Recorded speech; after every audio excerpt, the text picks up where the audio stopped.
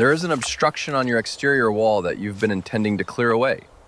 It appears as a compact, earthy construction, somewhat cylindrical and uneven in texture, possibly the size of your thumb, or perhaps several of them joined together, resembling a peculiar handcrafted pipe organ affixed to the surface of your patio, the side of your garage, or the underside of your roof's eaves. It looks messy, out of place, like an issue that needs to be scraped off. And if your initial impulse has been to grab a spatula and remove it, refrain. Because what lies within that earthen dwelling is one of the most remarkable natural phenomena occurring on your land, and taking it down could lead to considerable regret. Today, we will explore this construction together. We will examine its contents, identify its architect, and understand its purpose. You will be genuinely astonished by what we discover. By the conclusion, I believe you will grasp why many of the most discerning horticulturalists and naturalists across the nation have made a conscious choice to preserve these formations precisely as they are. Let us begin by identifying the builder. The earthen structure on your wall was meticulously crafted by a mud dauber, a solitary wasp species belonging to several groups within the families Sphecidae and Crabronidae, found in nearly every part of North America. The azure mud dauber, the ebony and yellow mud dauber, and the organ pipe mud dauber are the most frequently encountered varieties, and collectively, they have established themselves in every environment where people erect buildings: homes, farm structures, patios, garages, garden sheds, and even beneath bridges. The paramount aspect to comprehend about mud daubers, and this is what catches most people by surprise, is their stark difference from the wasps that typically inspire fear. Yellow jackets are known for their aggression. Paper wasps will deliver a sting if their nest is approached. Hornets fiercely defend their colonies. These are the wasps that have earned their formidable reputations. However, the mud dauber is an entirely distinct organism. She is a solitary creature. She constructs her dwelling alone. She hunts alone. She rears her young alone. She possesses no colony to safeguard, no queen to protect, no social hierarchy that instigates group defensiveness. In the context of the wasp kingdom, she is remarkably docile. Entomologists who dedicate their research to mud daubers consistently report that inducing one to sting requires persistent, deliberate effort. While they possess the capacity to sting, they almost never do so. You could comfortably stand directly adjacent to an active mud dauber nest and observe her activities without any realistic threat of being bitten. Her attention is entirely focused on her undertaking, and her undertaking has no bearing on you. So, what precisely is her task? This is where the narrative becomes truly extraordinary. The mud dauber does not reside in the dwelling she constructs.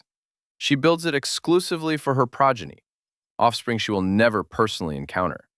The nest serves as a nursery, a larder, and a securely sealed vault, all contained within a single, modest tube of hand-molded clay. And to comprehend what she provisions within it, you must accompany her on her hunts. The mud dauber is a predator of spiders. This is her specialized niche, her biological imperative, the ecological role she has fulfilled for millennia. She actively seeks out spiders, ranging from diminutive specimens to remarkably large ones, and delivers a precisely targeted sting to their nervous systems. This is not a fatal sting, but rather a paralytic one. The spider does not perish, it remains alive, immobilized, suspended in a state of enforced stillness. Its metabolic processes continue, its tissues preserved in a fresh state for weeks. The mud dauber then transports the incapacitated spider back to her earthen nest, deposits it within the tube, and resumes her hunting expedition. She repeats this process diligently, exploring the chamber with spider after spider, each one alive and preserved, until the tube is completely occupied. Subsequently, she deposits a single egg atop the final spider, seals the chamber with a fresh mud cap, and proceeds to construct another tube. Upon hatching, the larva finds itself within a sealed chamber, accompanied by a living larder. It consumes the spiders sequentially, starting with the freshest and proceeding to the oldest, each one impeccably preserved by the wasp's potent venom. By the time the larva has consumed all its provisions within the chamber, it is ready to undergo pupation, transforming within its earthen cell. Weeks later, it emerges as a fully blended adult wasp, which then excavates its way through the mud seal and takes flight into the world. The entirety of this life cycle, from egg to adult, unfolds within that small, unassuming tube on your wall. And this process has been occurring in analogous structures for over 100 million years. Now, here's the information that will be most pertinent to you as a gardener and a homeowner. What particular species of spider does the mud dauber favor above all others? Researchers who have studied the dietary composition of mud dauber prey have made a remarkable discovery. While mud daubers will indeed capture a diverse range of spider species, the blue mud dauber, scientifically known as Chalybine californicum, exhibits a pronounced and documented preference for black widow spiders. In studies conducted across numerous states, black widows constituted a substantial proportion of the prey items found within blue mud dauber nests, with some nests containing almost exclusively black widow specimens. Allow this fact to fully register for a moment. The structure on your wall that you are contemplating removing, the one that resembles a mud smudge, an eyesore, a nuisance, may actually be actively provisioned with the very spider species that poses a significant medical risk to you and your household. The mud dauber is not merely a passive observer in your local environment. She is actively engaged in targeted pest control, specifically targeting the species you most need to manage, in the precise locations where black widows tend to congregate: wall crevices, garage corners, the shadowy undersides of structures.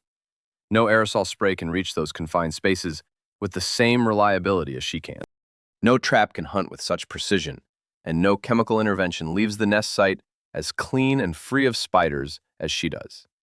Because she doesn't simply eliminate spiders, she entirely removes them, one by one, and stores them elsewhere.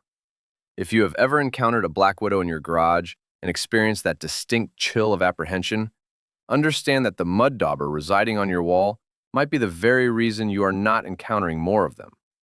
There is one further element contained within the nest that warrants your attention, something that comes to light when the nest has aged, has already been vacated, and is subsequently opened by someone.